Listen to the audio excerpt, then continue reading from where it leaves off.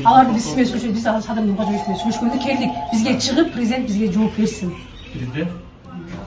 Биз неге дегенде биз президенттин аялы менен да жолуктук. Биз министрдин өзү менен да жолуктук. Эч кандай биздин проблема чечилген жок. Биз ошон үчүн президентке келдик. Сиз бизди мынтип кетире албайсыз. Эми президент бизге чыгып бизди кабыл алсын. Жок дегенде эки атадан кабыл алсын. Сиз сүйлөгөн сөздү Минздравдын министр здравоохранениеда сүйлөгөн байке. Эмне чечилди?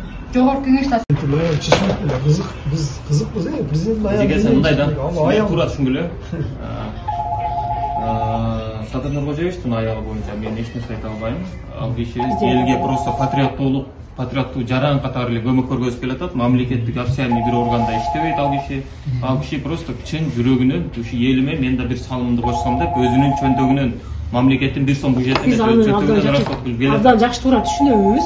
Азыр биз келгениңер боюнча республика боюнча эмне иш жүрүп атат, эмне жумуш кылабыз, азыр тийиштүү ошо тармакта тегилген адистер силер менин жолу. Бизге адистер керек, бизге Садыр Жапаров адистер бизге сүйлөп сөйлөйт. Биз аларды президент Россиядан чыкмай жатабыз, Россиядан келди. Биз билебиз, бизде информация бар, президент келди. Биз барабыз, болбосо биз резиденцияга барабыз. Биз резиденцияга барабыз. Чыксын, чыкпаса биз жолунда турабыз, Россиядан келет да, калып калабыз. Жолугабыз. Куча народ стоит. Ну, можете перезвонить попозже, пожалуйста. У меня сейчас время нету.